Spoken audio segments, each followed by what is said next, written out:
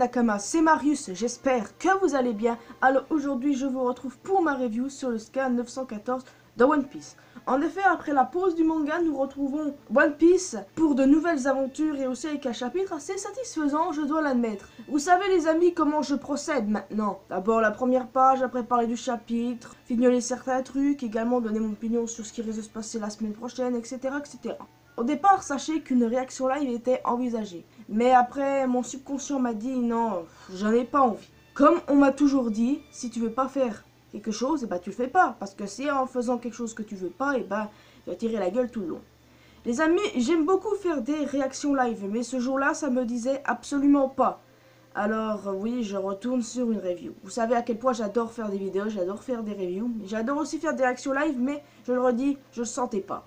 Non, je dis pas que je ne ferai plus de réaction live, bien au contraire. J'en ferai, ça c'est certain. Mais après, il faudra que je trouve un moment opportun et qu'un chapitre puisse déboîter et avoir une réaction de fangirls. Bon, les amis, nous passons maintenant directement à la première page. Première page qui est hors série de la flotte des Mugiwara. Alors, c'est un gars qui débarque dans un village qui s'appelle le village des peintures. Et ce mec-là, rien qu'en le regardant de dos, il va direct te faire penser à Bellamy. Oui, Bellamy la hyène. Pour une bonne raison, parce que la première fois que j'ai vu la première page et le personnage, j'ai directement dit que c'était Bellamy. Certains pourront dire, ça peut aussi bien être Sanji, ça peut être aussi bien Sabo. Non, mais moi, j'ai pensé à Bellamy. Bellamy, il a toujours été tout seul. Ensuite, on sait qu'il a pris un morceau de la carte de vie de Luffy, alors qu'il n'a pas rejoint la flotte. Donc pour moi, c'est un sacré indice. Même si c'est hors série de la flotte du chapeau de paille, Bellamy avait une présence à Dressrosa et a fini comme allié de Luffy. Et en plus, en le regardant bien, on peut essayer d'apercevoir son tatouage. Donc je vois pas ce qu'il vous faut de plus comme indice. Au départ, Bellamy, c'était pas vraiment un gars que j'appréciais au tout début de son apparition, mais à partir de l'arc Dressrosa, je sais pas, je me suis un peu attaché à ce personnage. Bon, maintenant que j'ai débriefé sur la première page, d'ailleurs, j'espère qu'on aura la preuve que c'est bien Bellamy, on va passer au chapitre. Le chapitre commence avec Otama qui est guéri. En effet, les médicaments ont fonctionné, donc la voilà bien sur pied. Et pendant ce temps, Okiku soigne les blessures de Zoro. Et on peut voir que Okiku est assez grande, plus grande que Zoro et Luffy. Kiku se désigne même par le terme Seisha, qui veut dire je. C'était un terme qui était relativement pris par des hommes. C'était les hommes relativement qui disaient ça. Surtout les samouraïs, donc c'est vrai que ça paraît bizarre au début d'entendre une femme dire ça. Ça a fortement surpris Zoro et Luffy en tous les cas. Par exemple, vous citez Kinemon, c'est aussi comme ça qu'il parle. Otama avait très faim, mais elle a catégoriquement refusé la nourriture que lui proposait Otsuru. Déjà parce qu'elle n'a pas d'argent, et ensuite parce que Otsuru et Kiku ne mangent pas à leur faim. Cela a gravement le don d'énerver Otsuru, qui dit que si elle ne le mange pas, elle le jettera. Et ce que Kiku réplique, que Tsuru est capable. Dans tous les cas, cette femme a un sacré tempérament. Parce que la preuve, Otama a fini par manger le... Comment il s'appelait le plat? Le Shiro? Non, le Shiruko. C'est ça, Shiruko. Qui a un plat à base d'haricots sucrés. Bref, voilà. Je trouve Tama trop kawaii. C'est tout de même un truc de fou. Elle est trop adorable. Comment tu peux pas aimer cette gamine? Comment? Autant Momonosuke, tu peux le détester avec tout ce qu'il fait. Mais, Otama, comment peux-tu? Bon les amis, l'arc, je sens, quand l'arc Wano Kuni sera fini, ça va finir par un festin général. Oui, bon, je me vois déjà à la fin. Bah, écoute, autant à Bokek Island, c'était quasi impossible, aucune chance qu'il y en ait un. Mais là, franchement, il y a de très fortes chances. Surtout si on compte les alliés de Luffy, tout ça. Donc oui, forcément, il y aura un festin quelconque. Donc oui, Otama a fini son Shiruko. Elle pleure tellement c'est bon, mais elle finit tout de même par s'endormir. Otsuru a demandé à Luffy et Zoro leur nom, et eux, ils ont pris des alias, même si Luffy allait dévoiler son véritable nom. S'il n'y aurait pas eu l'intervention de son second, et bah je donne pas cher de sa peau, quoique Otsuru n'est pas une mauvaise personne. J'aime bien parce que le fait que Luffy, il est l'alias Luffy Taro, ce qui me rappelle une légende japonaise de Momotaro. J'aime bien ces petites allusions, parce que Momotaro, dans le recueil japonais, là, c'est un héros, et puis Luffy, c'est le héros de One Piece. J'aime vraiment beaucoup cette petite allusion.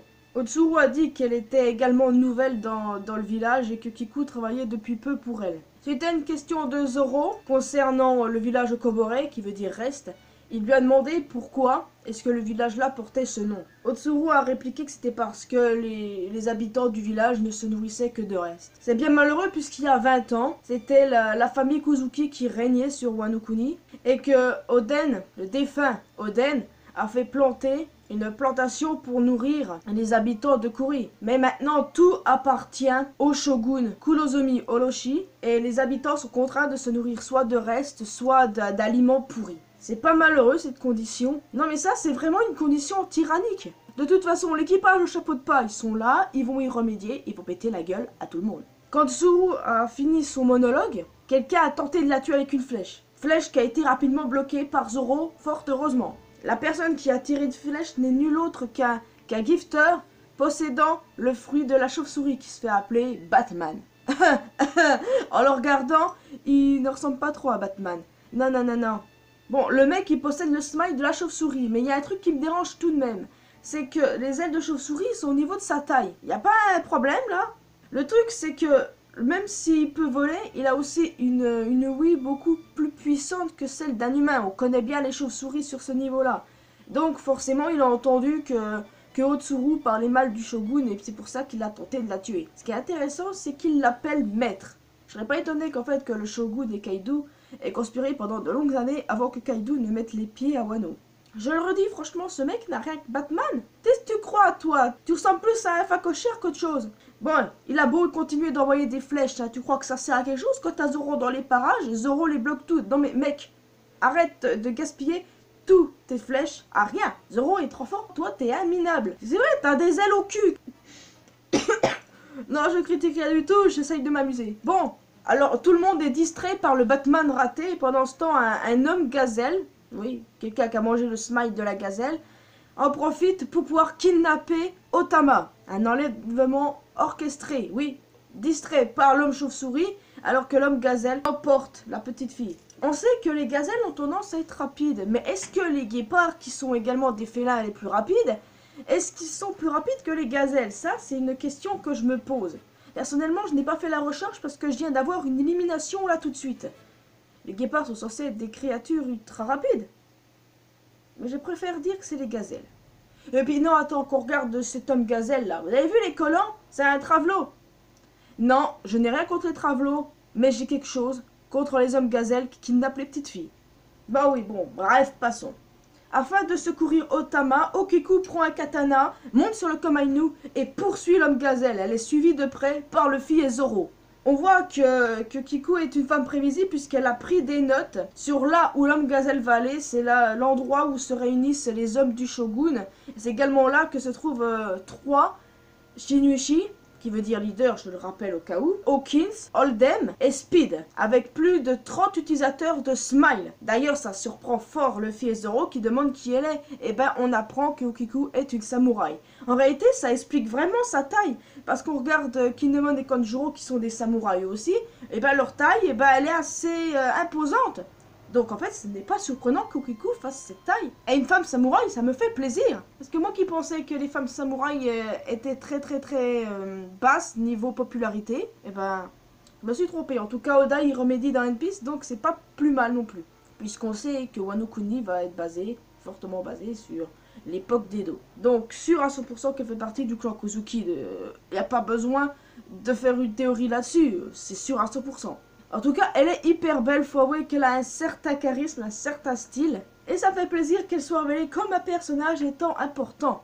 J'ai trouvé aussi autre chose d'intéressant. Quand l'homme gazelle a contacté un des Shinuichi, Oldham, et ben ce dernier, on a eu un aperçu de sa silhouette. Et ben c'est un félin, oui. Bon, soit un lion, soit un tigre. J'aimerais beaucoup plus un tigre, même si j'adore les lions. Bon, après un lion, ce serait pas mal. Mais le lion est le roi des animaux, donc je ne pense pas qu'on devrait utiliser un personnage un peu idiot pour ça. Mais si c'est un Shinichi au niveau que Hawkins, même plus fort que Hawkins, je pense que le lion est possible. Après, qui nous dit que c'est pas un mink? Ça aussi c'est possible. Mais s'il a un fruit du démon, c'est sûrement pas un smile. Parce que s'il est du niveau ou plus fort que Hawkins, c'est certainement pas un smile, puisqu'il peut se mettre sur sa forme entière de félin. On se rappelle tous que ça fait d'être sous sa forme entière de félin. Il suffit de regarder Rob Lucci. Dans tous les cas, j'ai vraiment envie d'en savoir plus sur ce personnage, de le voir.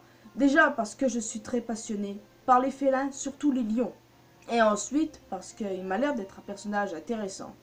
Et un personnage qui va foutre la merde. Bon, revenons au présent, ce qui s'est passé ensuite. Nos héros sont ensuite arrivés à destination, ils sont devant la ville de Bakura, là où résident les hommes du shogun et les pirates. Et on peut dire que c'est loin de décourager Luffy et Zoro qui sourit même. Et ça, les amis, c'est vraiment une très belle page, le moment où Luffy et Zoro sourient. Et maintenant, on passe à la fin du chapitre, les amis, qui est avec Trafalgar Law. Trafalgar Law qui a l'intention d'intervenir, d'empêcher le duo d'abrutis de faire la merde. Et ben franchement, je suis pas sûr qu'il y arrive. Non mais Law, non mais ça fait tellement longtemps. Déjà, rien qu'au chapitre précédent, je sentais qu'il apparaîtrait dans celui-là. Mais en plus, je suis sous le charme. À chaque fois que je vois Trafalgar Law, j'ai une sorte de petite lueur dans les yeux une lueur d'hystérique. Bon, il m'a trop manqué. Franchement, il m'a manqué de fou. Je suis vraiment contente de le revoir après tout ce temps, les amis. Cependant, il a un petit problème. Il croit vraiment qu'il va stopper Luffy et Zoro dans leur scène, là? Il croit vraiment qu'il va les empêcher de foutre la merde? Il croit vraiment qu'il va empêcher Luffy de foutre son bordel et de faire la tornade un peu partout? Je crois qu'il a un peu trop rêvé. C'est beau de rêver, Law, mais t'y arriveras pas. C'est mission impossible qui tente d'arrêter Luffy et Zoro dans leur élan. La seule solution pour lui, c'est de se battre à leur côté. Dans l'endroit où ils vont aller, il y a les 3 Shinushi, les 3 leaders là. Hawkins, Oldham et Speed. Là, on a Luffy et Zoro et Kiku. Même si je doute que Kiku aille se battre contre un de ces 3-là, je pense plutôt qu'elle continuera d'aller après l'homme gazelle pour libérer Otama. Donc Luffy et Zoro s'occuperont des 3 Shinushi. 2 à l'occurrence si on imagine que Hawkins puisse se retourner contre Kaido et s'allier à Luffy. Ça, c'est fort possible. Donc du coup, pas mal de trucs sont envisageables. On peut aussi envisager un Hawkins Oldham Speed contre un Luffy, Zoro et Law. Law qui sera obligé de se battre forcément avec eux au lieu de les empêcher de faire les abrutis parce que ça y est, c'est niqué. Vous croyez vraiment que Luffy il va s'empêcher de rentrer dans ce village? Non, mais même il va y aller tête baissée. Puis Zoro aussi, donc non, on peut pas les empêcher. La merde va se passer, c'est quasi sûr. Et nous, on aime quand la merde se passe. Moi, personnellement, j'aime beaucoup quand Luffy va foutre la merde un peu partout.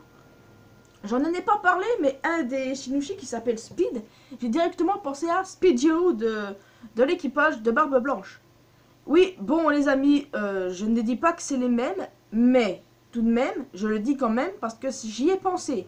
D'accord? Je ne pense pas que ce soit possible, je ne pense absolument pas, mais c'était quand même pas à négliger et puis j'avais quand même envie de le dire.